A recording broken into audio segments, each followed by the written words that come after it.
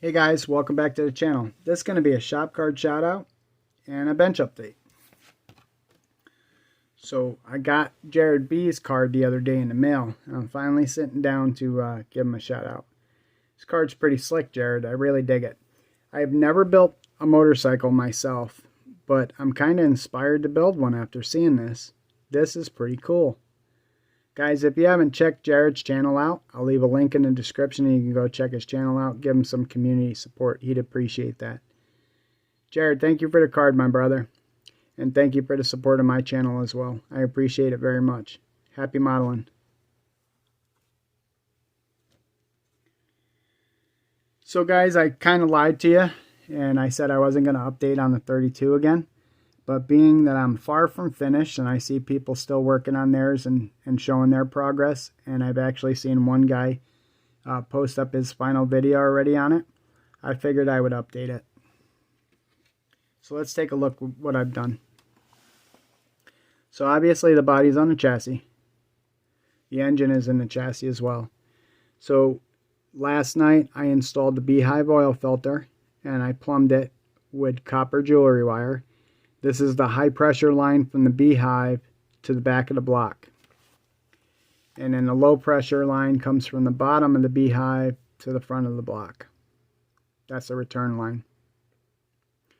So while handling this last night, I was a little bit cautious because you know handling Molotov, you know how it gets. But this seems pretty durable after sitting on the stick for like 4 weeks back there. Unlike the Stromberg scoops up there that now need to be retouched. I would have not known how to plumb this thing without reading a July 1956 issue of Rotting and Restyling. I'm just kidding. But it does have a step-by-step how-to in there to show you how to install an external oil filter.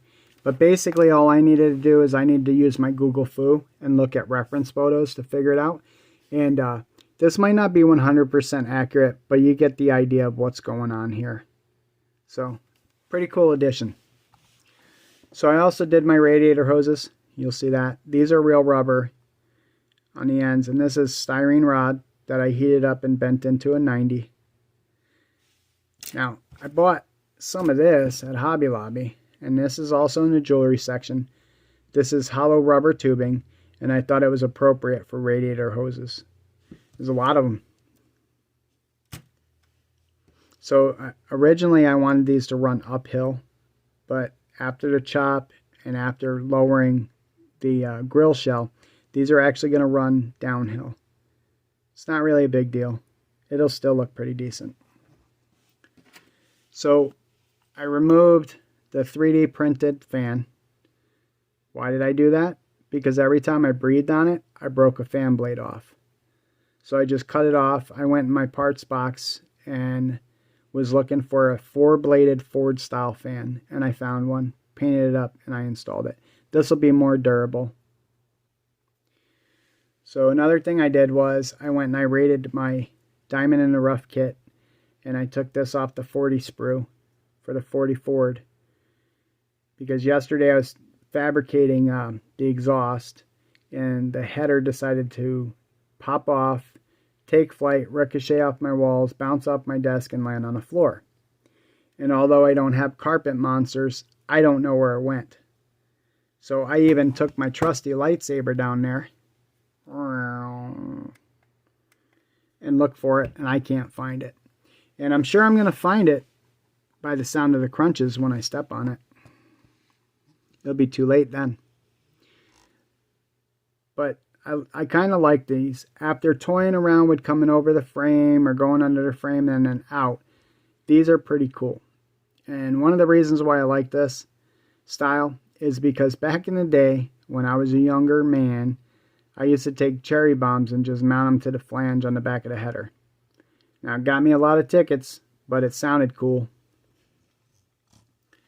So one of the other things that I did was I put a Transmission Crossmember.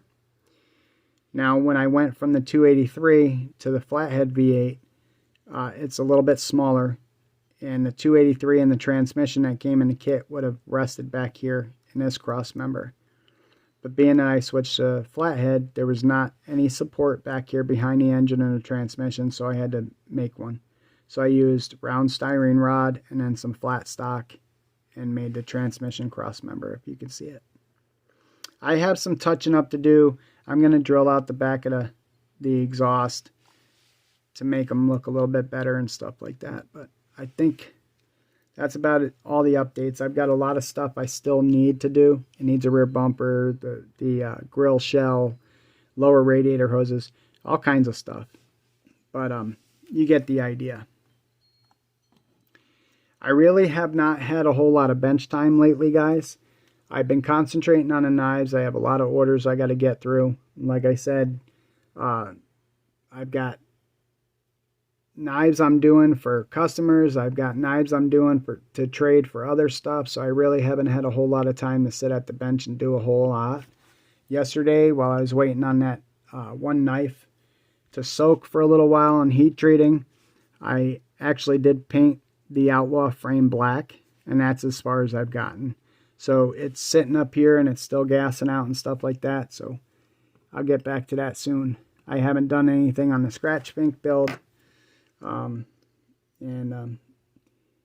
Hopefully this weekend I'll get a little bit of time, but my daughter's birthday party is Saturday. We're going to hold a skating party for her, and we shall see if I'll get a chance to sit at the bench and actually do anything.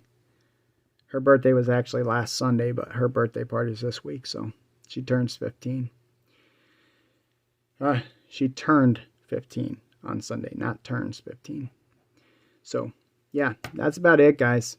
That is all I have on this video. And I thank you for taking time out of your day to watch my videos and comment and all that.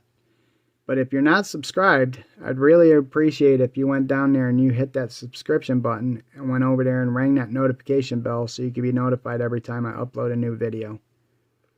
Until next time, guys, thanks for watching and happy modeling.